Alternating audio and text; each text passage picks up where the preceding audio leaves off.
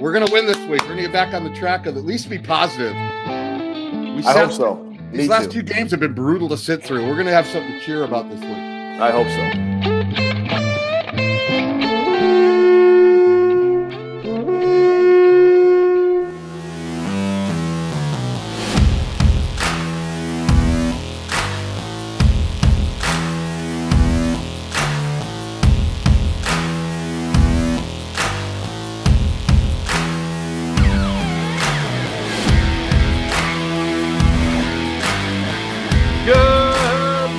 Gjallarhorn, Dave, Drew, and Ted here once again after an eventful week we've had.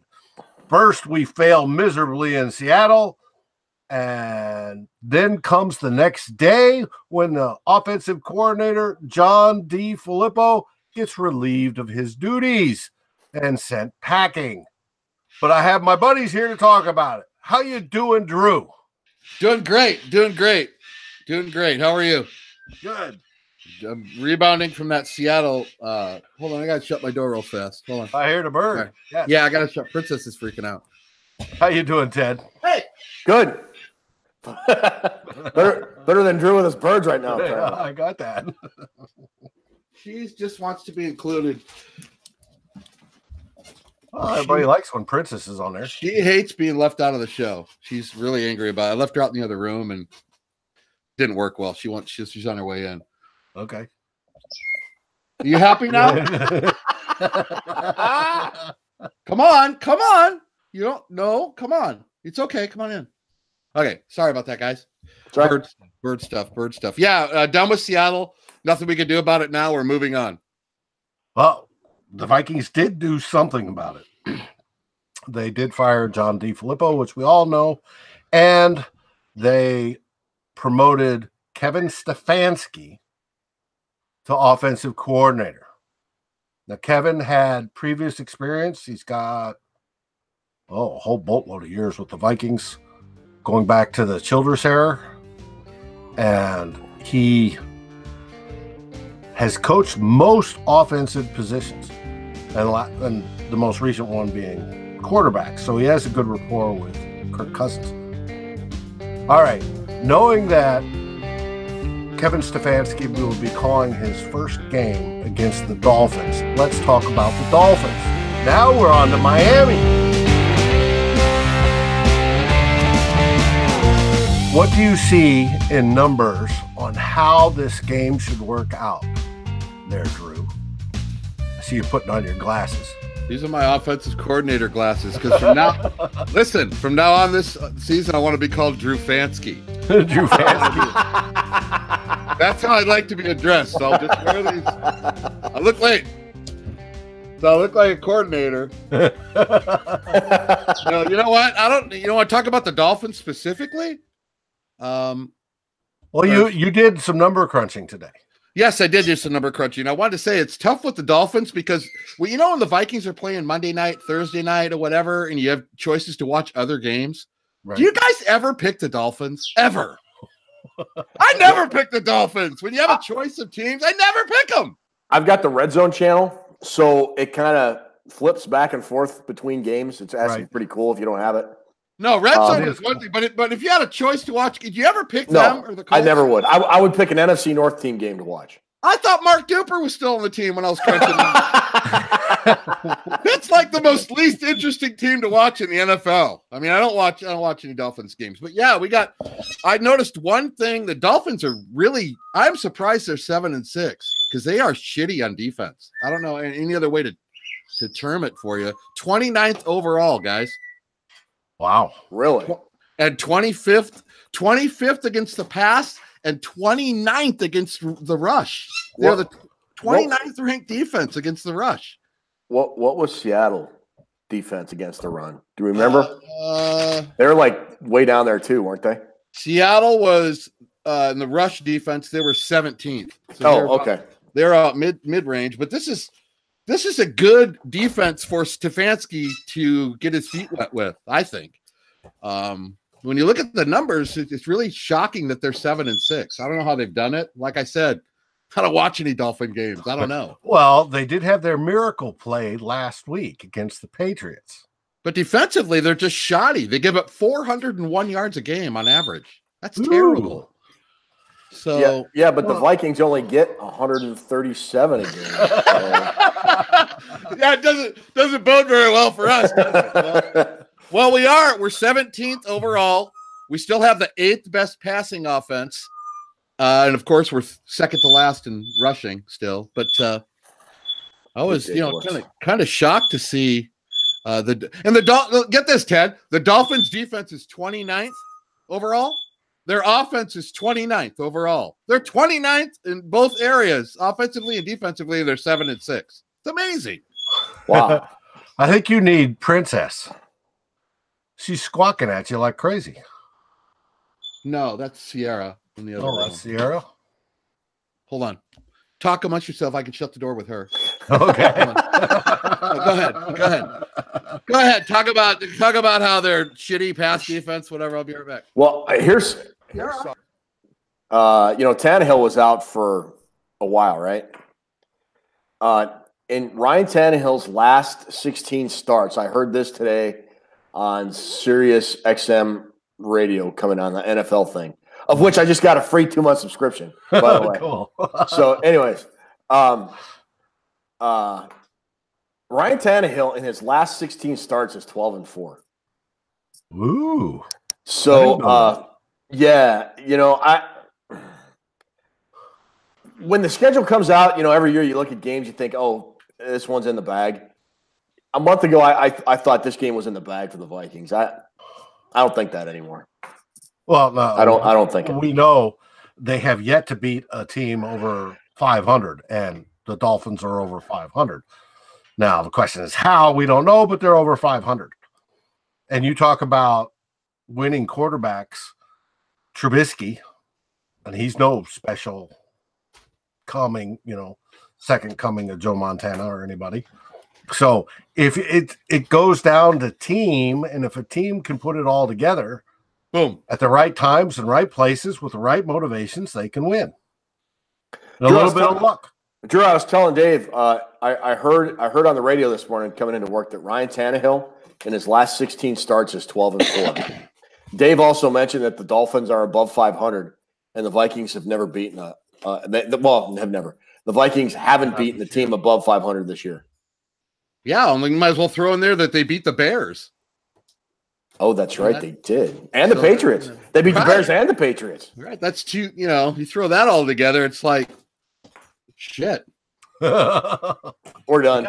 Yeah, I don't know how they beat the Bears, but must have been just an off week for them. But yeah, that's.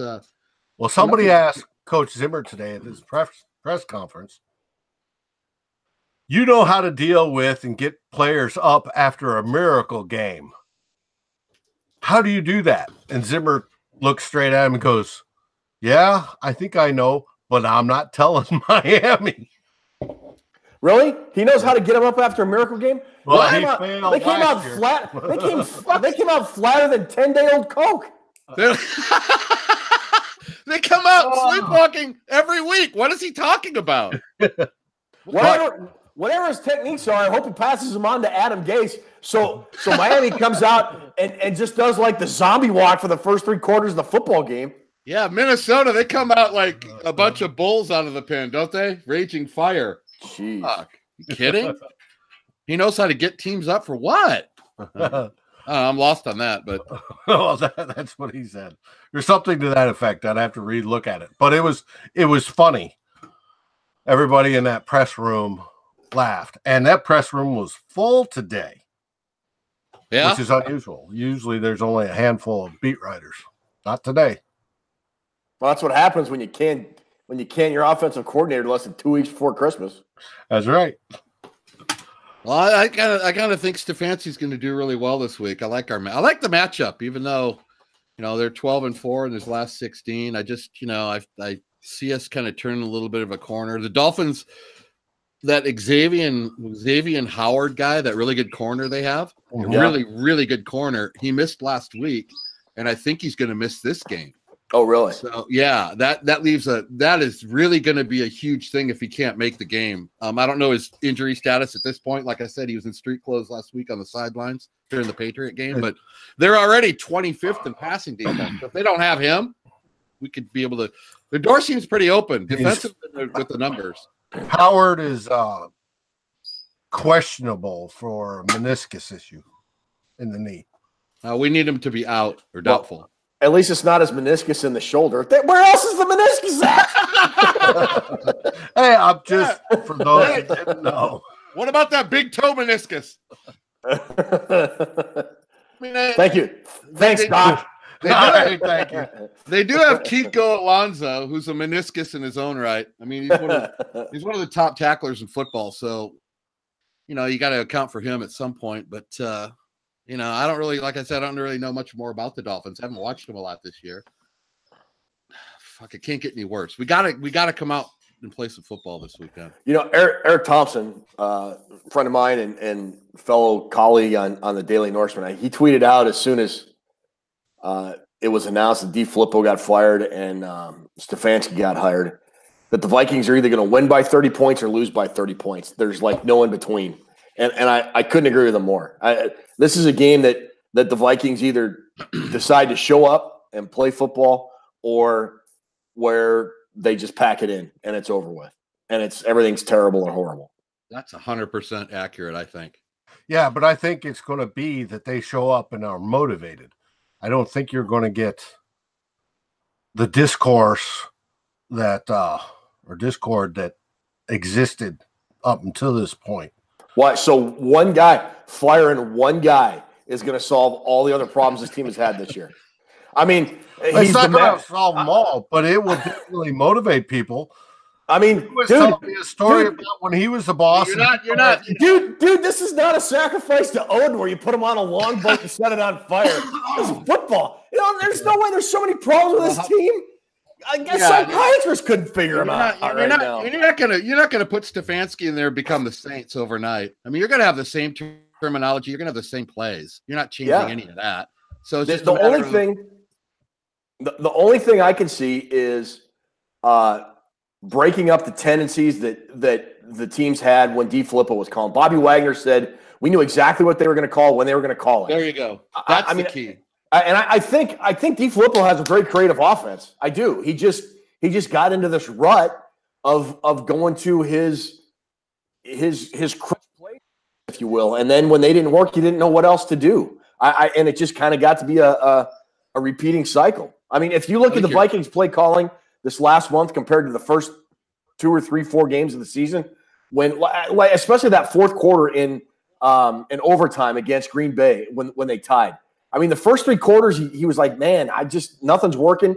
And then it's like he just flipped the switch and said, screw it. Let's just go. Let's just chuck the ball and see what happens. And the Vikings lit it up. And that, other than that game and maybe the Jets game in the second half, it hasn't been there. I mean, it's been the same stuff every week. And if Stefanski can do nothing else but break up the tendencies and make the Vikings offense unpredictable, then okay, we'll see what happens. But that doesn't solve all the underlying issues that this team has. Well, no, the issues of the O-line being terrible and Kirk Cousins with his faults, those are going to exist. But Stefanski should be able to take plays that work or ideas or schemes that will work better with those taken in mind. Why line up Murray in the eye 7 yards back and run him through the middle when the middle blocking isn't working? That doesn't make any sense to me. Yeah, you run it once. You may even run it twice to set up some play action pass. But you don't continually do it, and you don't do it like DeFilippo did, where it's, hey, we're 3rd and 1. That means Murray's getting the football. Dave can barely even say his name anymore. Do you see how he cringed when he had to say DeFilippo? I'm sorry. I agree. He may be a brilliant play designer, but he's a horrible on-field play caller and adjuster. You can't. The first 7 weeks we did fine. The last 5 games, we've been crap on offense. I think Ted is exactly right. is exactly right about we need to mix it up a little more and maybe dumb it down a little bit and just do. Here's where I think we have the advantage. Not only with these numbers I'm looking at with Miami defensively, the fact that they are second to last in sacks, that also helps Stefanski. They don't put a lot of pressure on the quarterback. That's going to help him make play calls. And another thing, this guy knows all these Viking players way the hell better than Floppo the Clown ever fucking knew him. This guy's been here he's been here 14 years. Nobody knows this Viking. The guy's chomping at the bit. He's been waiting for this moment. He should have got the job in the offseason, and here we go. So he's been waiting. He's fired up. And that makes me fired up that we got an employee that wants to show what he's worth. Yeah. Instead of a guy who's didn't know the team before he got here, he's just been a stranger the whole time. It seems to be playing for his next gig.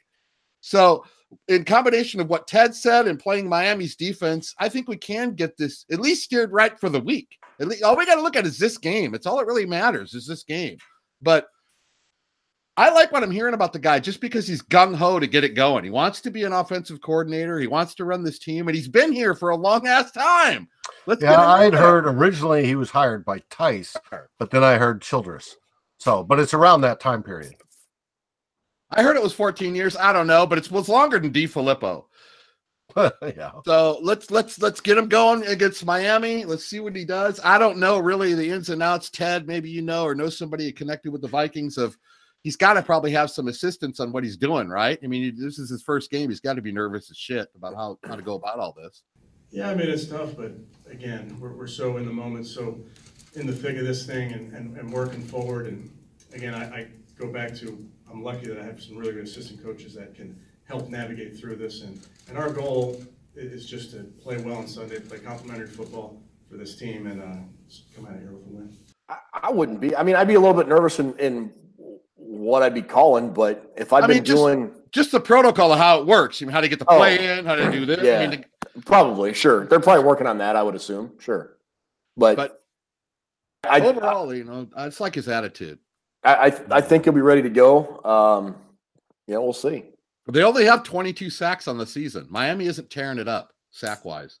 So it sounds like the resistible force against the movable object then. Meow, meow.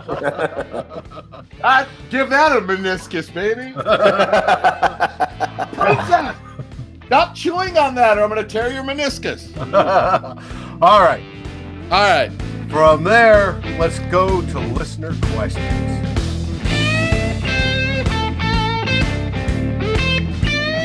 Our first listener question will be brought to us by James.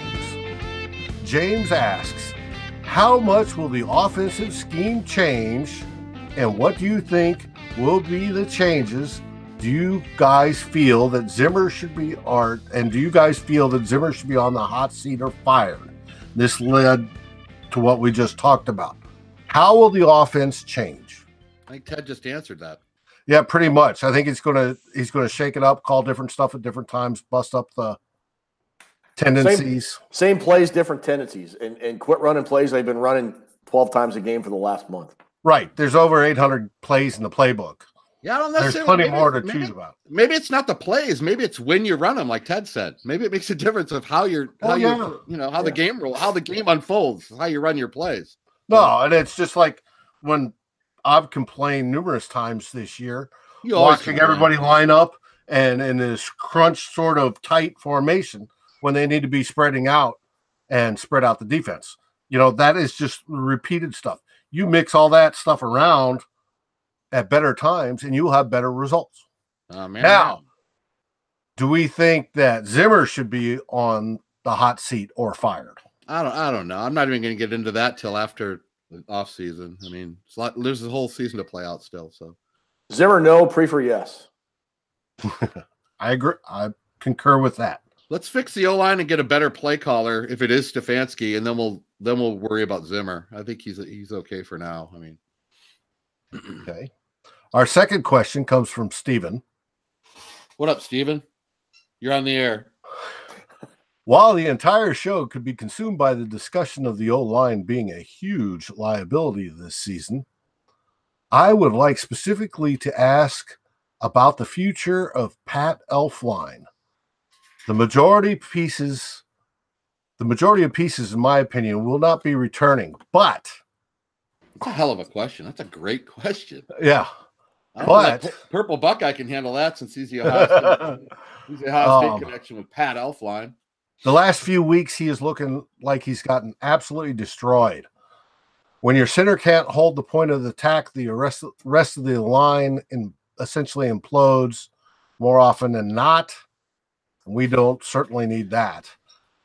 I'm really disappointed in Elf. He looks undersized, definitely not strong enough, or able to handle the majority of defensive tackles in this league. As I've mentioned, a boy against men. Should they be looking for a new center come this time next season? Okay, first of all, no. Second of all, I'm going to expand on the no in a minute. But second of all, are these listener questions or listener thesis dissertations? They turned it out to be good Lord thesis, man. Cut to the chase. I liked it though, man. I liked it. I like a good question, a good thought out. It's a good question. All right, yeah. Are the Vikings looking for a new center? No. Here's Elflein's problem. He had 2 off-season surgeries on his shoulder and his ankle. Had no opportunity to do strength conditioning and training, and then pretty much had to play himself into football shape. You put that and didn't think he played until week 4. That's a combination of not being very good this year. I mean, I give him an off season where he's healthy, where he could do strength training, conditioning. I think we'll see the rookie version of Elflein a lot. I think we'll see the rookie version of Elflein next year as opposed to what we have this year, which admittedly is not very good. He hasn't been very good at all this year, especially the last 2 or 3 weeks.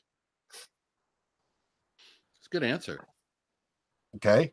Good answer. Our next question comes from Ryan.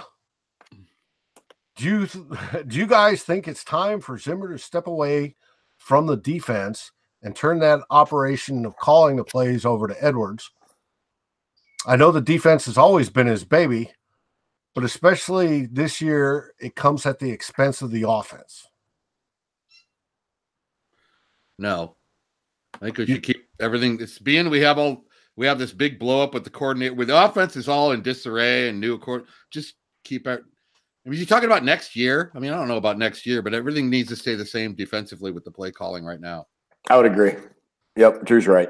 You have too much going on right now to mess around with that. No, I agree, but I would like to see next year him do that, especially if he's going to be more the CEO type instead of just the direct glorified defensive coordinator. How long has Edwards been the coordinator of this team defensively?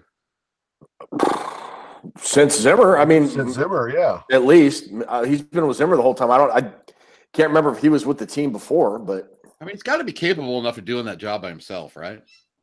He should be, yeah. I mean, come on. Yeah, I don't know. Yeah, but we've known coaches across the league that hold one side or the other, you know. I think Zimmer hates the offense. I think that's why he wants to be involved. No, seriously. Dave and I talked about this. We got a phone call earlier. I think he hates it. I think he really hates it. He hates it as much as I hate going to the craft store. And that's why he wanted to turn it over to somebody this season and say, you deal with it, and it backfired on him. So even when he says, I'd like to get more involved in the offense, guys, I don't think he does. I don't think he does. He's been a defensive guy his whole life. I think he likes getting involved with the offense as a defensive coach going, man, on that play, this is what I'd have done, and I'd have killed your guy. I'd absolutely killed him. Right. Our last question comes from Man Bear. Man Bear Pig! Saints, Rams, Bears, Patriots, and Seahawks all had winning records when the Vikings played them, and they couldn't win any of them. Yeah, we know. For $87 million, shouldn't Cousins have been able to put the team on his back and deliver at least one of those wins? Well, he would have if we would have hit the kick in Lambeau. That's about my only answer. Lambeau. You'd like to think PTF so. Wasn't on the list. You'd like to think so. I mean, the way the question's put, I would say, yeah, you'd like to think that we paid that much money to drag out a couple wins that are on that list. Yes, he should have. I think he should have too. Mm-hmm. But he's playing like he did in Washington. So that's scary. Hopefully that changes. Hopefully Stefanski will help fix that, and we won't get what we've seen, especially the last 5 weeks. Not to double back to the Dolphins. I know we covered the Dolphins, but there's something I had written on my notes that I wanted to ask you guys about that might hurt Stefanski. Are we still going to miss? Well, we're always missing Remmers, even when he's in there. We got Remmers. It's Remmers and O'Neal. They're listed. They didn't practice today. If we miss 2 starting offensive linemen, how much does that hurt our offense, Ted? I thought there was only one listed on the. No, they were both on there. It was did not practice. No, that was O'Neal did not practice and Remmers along with some other guys. Okay. Yeah, it's going to be bad. The offensive line is a mess. I mean, Remmers. There's 10 on the Titanic. Oh my God, what are we gonna do? What is the outcome gonna be? Oh fuck, it's gonna be bad. Well, I mean, that's just fun. That's a great answer. O'Neal's been the best offensive lineman this year. Remmers has been a hot mess since they moved him inside, which that move never made sense. I understood it in context last year for the playoffs. I don't understand it now. Doing the right guard this year. I mean, can that bust our balls Sunday? Can that break us open if we don't have those starting offensive? Yeah. Oh yeah. Oh sure. Yeah. Watch Cousins get sacked 5 or 6 times now. Yeah, even though they only have 22 on the year, they'll have 6 against us. But we got Rashad Hill, and then who do you plug in at guard? You got Isadora. Jones, maybe? Isadora would go at right guard. That's like taking Joe Satriani off the stage and replacing him with me. Really? Is Mike really? Mike Remmers has been terrible. You can't tell me, honestly. I mean, you can't tell me at this point. I know. He's that Isadora or Brett Jones might not be better than Remmers, but they sure as hell couldn't be any worse. I agree. That's why I wanted to see if they don't go Sunday, I wanted to see if that's going to have a huge impact on how we're doing. Then Stefanski needs to scheme around it. If that's Stefanski. Drew Fansky has questions for you guys. You can't scheme around some line that's terrible from left to right. Yeah, Dave. You got to go with the short passes. You've got to Mr. Stefanov and all sorts of stuff. I'm not a magician, Mr. Stefanov. Well, Stefanski's got to be. Got to come up with a quicker name than Stefanski. Drew Fansky has questions. Okay. Let's go way or no way. All right, way or no way, everybody. Yeah, everybody gets fired up for this segment. Last week, Ted won. Ted won the way or no way with the, how's it go? Kiss your guns or something? Give me a little thunder? Yeah. A little lightning. All right. Thunder and lightning went 4-1, so that means Dave the Anvil Neidhart has to get his shit together this week. Okay, here we go. Way or no way? Over under. Sacks on Tannehill. 3.5. I went under. I say under. Over. Okay, Dave over. Ted under. All right, got it. Cousins TD passes. Over under 3. Under. Under. Okay. I would be writing these down, but I can't find my pen. And I'm trying to do my best to not look like I'm not prepared. Damn it, princess. Get my pen. Okay, next. Shit. Does Bailey go 100% on his kicking? No. No? Wait, if Dave's going to say no, you know what? I'm going to change it up. I'm going to say yes. I'm going to say yes, he does. Okay. Number 4. More reception yards, Thielen or Diggs? Thielen. He's more hungry. Diggs. All right, number 5. Okay, yeah, this is the final one. I'm really not prepared this segment. Okay, here we go. I want you to each predict Stefanski's first ever play call to start his career as we start this game offensively. And I'm not talking about a big long out drape. Just give me a play call. Cousins rolls out right, mobile pocket, pass to Rudolph down the seam for 22 yards and a first down. Now that is a lot more detailed than I expected. That is fantastic. So we're going pass. You're going roll out pass with his roll out pass for 20+ yards. Dave, what are we doing on 1st and 10 when we get the first offensive possession and the crowd is in a frenzy and Zimmer is in a frenzy and Drew is in a frenzy because the game finally starts at 10 a.m. What's the first call going to be, David? Hit it. Cousins is going to hand off to going off tackle left. He's going to cut back into the interior of the line and gain 1 yard. All right, that's my 5. That's my 5 predictions. I appreciate you guys playing the game. I like that segment, Way or No Way. I like your guys' take on stuff. It's very cool, very fun to do. And then we revisit it later. Okay, Ted, you got any last things you want to talk about before we wrap this up? I just honestly, I know people were calling for DeFilippo's head. It wasn't an unjustified firing, but I think, one, I didn't really like the dancing on the grave. I mean, the guy got fired, still got a family. Sure. That said, he's still going to get paid. Yeah, he still got fired less than 2 weeks before Christmas. Be that as it may, it's still not going to fix the myriad of issues the Vikings offense has, namely Kirk Cousins and his, I don't know what you want to call it, with regards to the limelight, the offensive line and the running game not being able to get on track. If Stefanski can do that, yeah, I mean, it's a 3-game audition, plus hopefully the playoffs.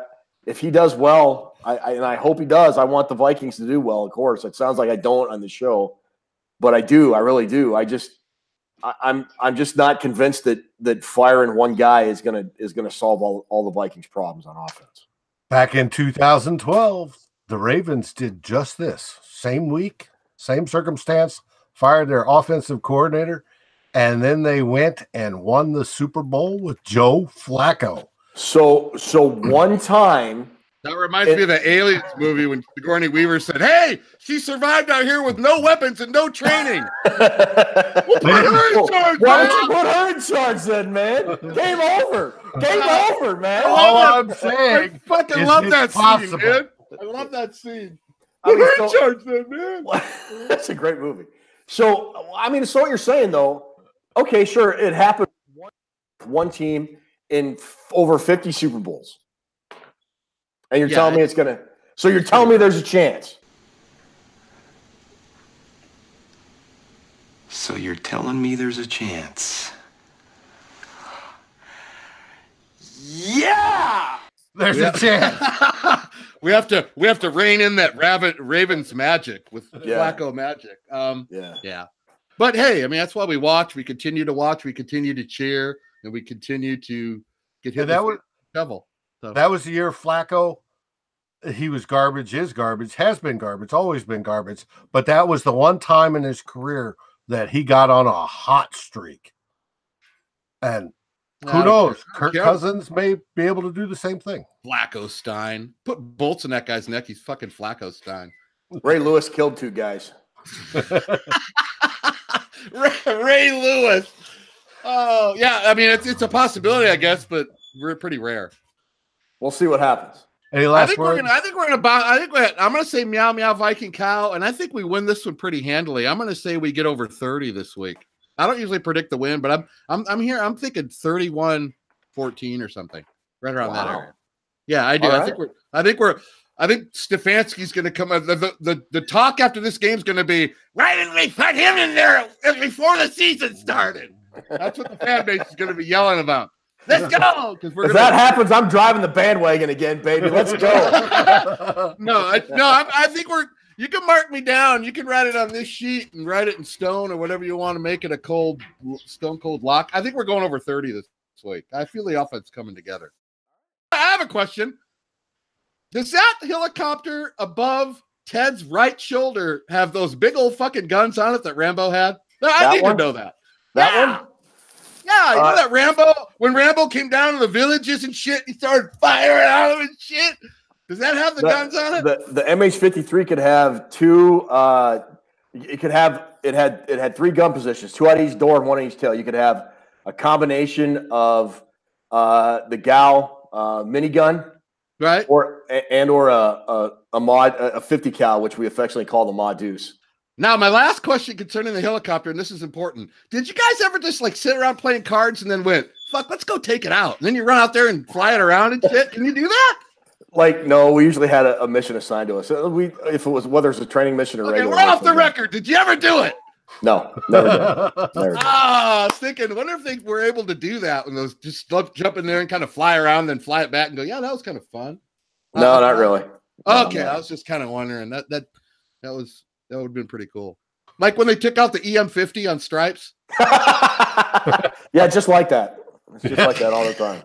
Urban assault vehicle. Okay, what do you say, Drew? Meow meow, Viking cow. Ted? Go Vikes. Let's get it going. Go